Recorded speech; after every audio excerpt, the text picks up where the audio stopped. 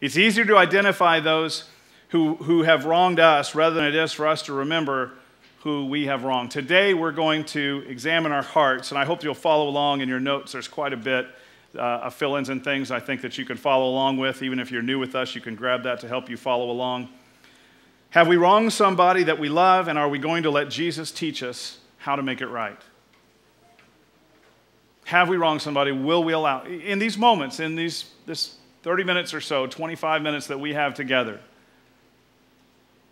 will we allow that to happen? The book of Matthew gives us some life-changing thoughts on bringing healing where there's brokenness in relationships. Matthew chapter 5, beginning with verse 23. It says, "Therefore, if you are offering your gift at the altar, and there remember that your brother has something against you, leave your gift there in front of the altar. First go and be reconciled to your brother, then come and offer your gift. Settle matters quickly with your adversary who is taking you to court. Do it while you are still with him on the way, or he may hand you over to the judge, and the judge may hand you over to the officer, and you may be thrown into prison." Do you sense the urgency in Jesus' voice here? Can you hear that?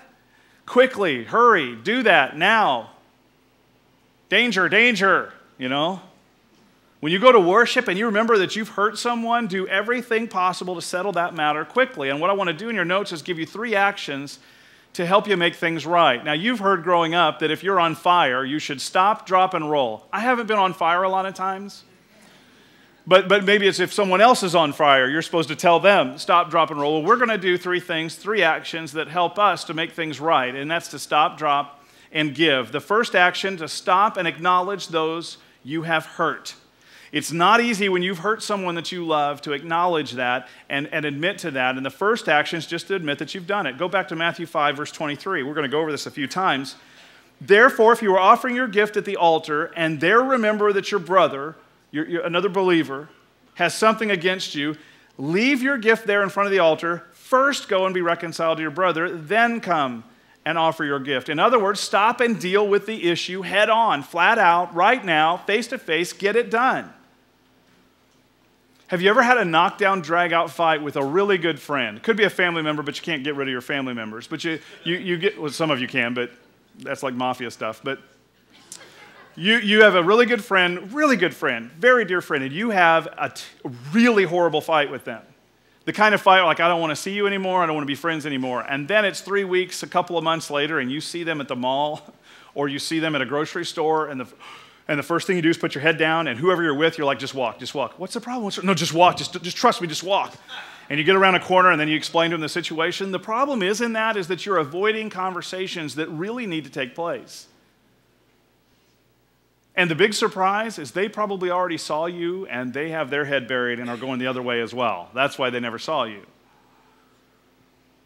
We can't just avoid those kinds of things. There's always 2 sides to a story.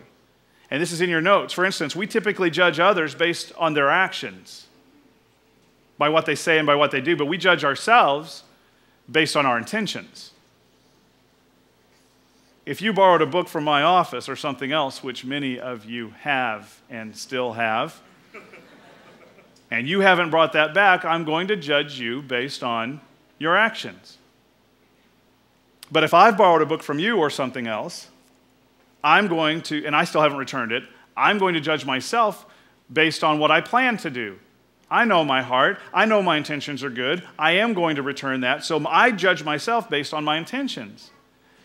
Dads, this is a big issue for us because one of the biggest relationship issues where there's problems, significant problems, is dads and their children. And there's typically not a very good relationship, or oftentimes not a very good relationship, because there's been hurt in that relationship.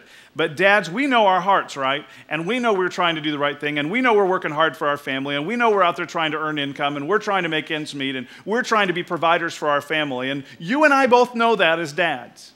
You and I both know that, and we know that we love our children. The problem is the kids don't feel close to us because we don't express that love in a way that's either effective or what they need. We don't express it in a proper way, an effective way, so they judge us based on our actions, by what we say and do.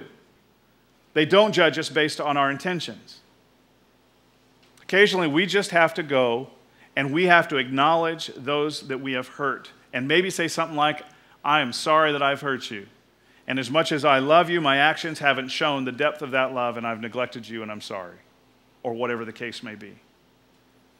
But especially in a marriage, don't play the silent treatment game, you know, where the first one to speak loses. Because somebody eventually is going to have to stop and acknowledge the person you've hurt. And you've got to acknowledge that the other person is judging you based on your actions. You're basing it on your intentions. They don't often see your good intentions.